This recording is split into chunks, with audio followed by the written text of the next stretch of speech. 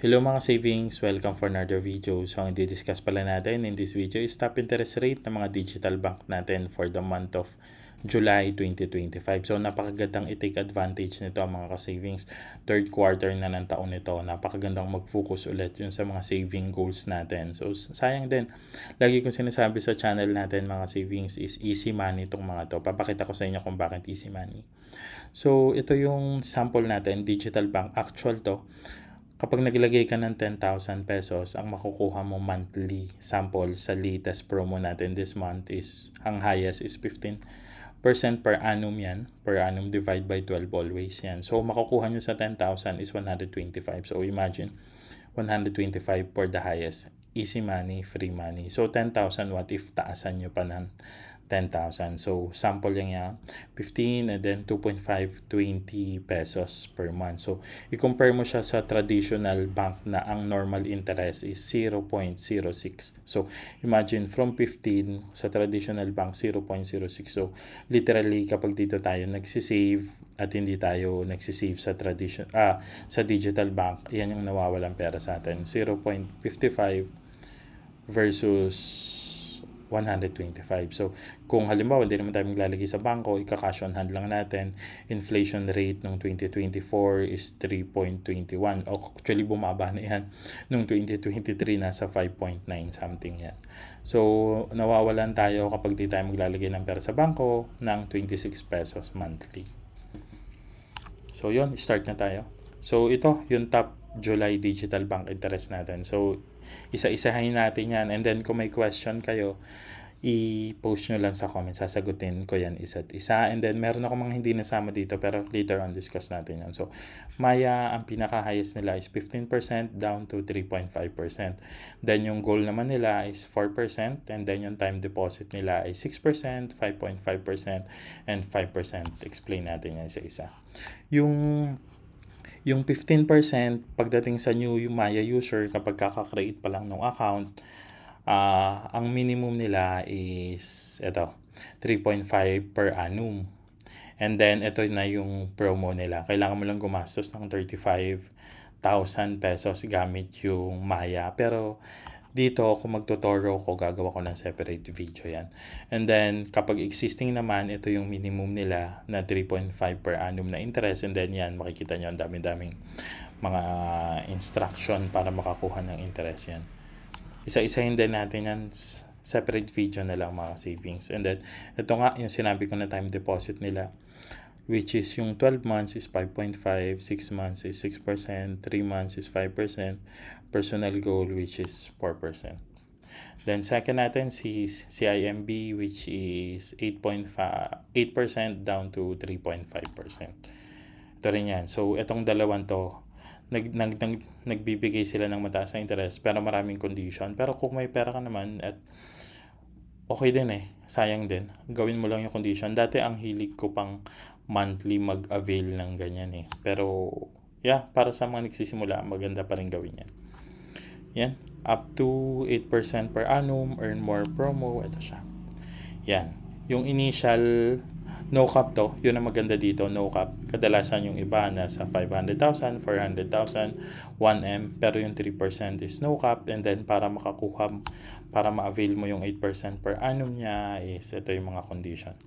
Baka gawan ko rin na separate video. Kahit i-screenshot nyo na lang mga savings. And then, punta naman tayo kay Tonic. So, kay Tonic, yung time deposit nila, kung mapapansin nyo, yung mga may time deposit, Maya, Tonic, Union Bank, and then GoTime, meron silang USD time deposit. So, Tonic, 6% down to 4.35%. And then, yung savings nila is yung Solo Stash, which is 4%. And then, yung group stash nila is 4.5% kapag more than one yung account na nag-merge para mag-create ng group stash. Ito rin yan. So, Solo Stash, 4%. Group Stash, 4.5%. Then, ito yung nila. 6 months, promo rate lang nila to. Yung 6% kasi balik na sila sa 5%. Pero, avail natin while it lasts. Ito, monthly pa rin ako naguhulog dito sa since 2021 or 2022 hanggang ngayon pa rin ako dyan. So malaki na kinita natin dyan. So 6 months is 6%, 9 months 4.35, 12 months is 4.55, 18 months is 4.75, 24 months is 4.95. Kung gusto nyo ma-maximize yung 6%, hindi kayo magta 24 months. 6 months, 6 months, 6 months, 6 months lang. Bali, apat na 6 months hanggang ma-reach yung 24 months. Ito yung per annum yun, nasa 6%. And then, Uno Digital Bank, yung savings nila is 3.75 and then yung time deposit nila is 5% and 5.25. Ito siya. So, Uno Ready is 3.75 yung normal savings nila, and then Uno Boost nila is 5%, and then Uno Earn is 5.25%. Nagawa ko na rin to ng video mga savings, pa-search na lang sa channel natin. And then Bangko, itong maganda sa Bangko, after 1 million to, 5% per annum, which is i-divide siya by 12. So ito siya, si Catherine Bernardo yung model. Yan, earn high interest up to 5%, todo saving. So napansin ko to sa Bangko, wala to gano'n sa Metro Manila, pero outside Metro Manila, napakaraming Bangko na branch. And then dito naman kay Discartec, 4.88 per annum. And then ang max niya is nasa 48,000 or 49,000. Ito. Interest rate, 4.88. And then next is Cbank is 4% up to 400,000 pesos. Ito siya. So imagine kung maglalagay kayo kay Cbank ng 100,000, daily interest, makukuha nyo siya is 8.77 with tax pa to. So, ililess mo siya ng 20%. In 30 days, sa 100,000, makakakuha kayo ng 263.02. And then, yearly, makakakuha ka ng 3.2.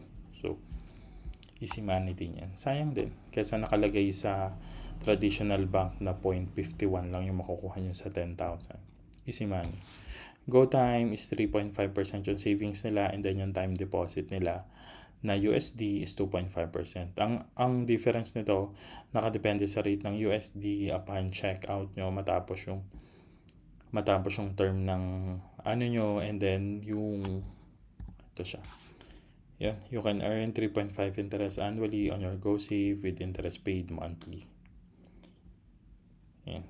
Dati 4% siya, naging 3.5 na lang. Pero before niya 5% yun. Yan, and then Kumu is still safe na safe. Wala nang ganong bagong promo si Kumu. Hindi ko lang kung hanggang kailan siya magtatagal. 2.5% per annum. Ito siya. Yan. Yan mga savings. So, kung nag-enjoy kayo sa video na to, napakagandang i-take advantage nitong mga digital bank na to, mga ka-savings. Easy money. Basta may pera kayo para ma-motivate kayo mag-ipon. Yun. Salamat sa panonood mga ka-savings. Please like, comment, and subscribe. Thank you.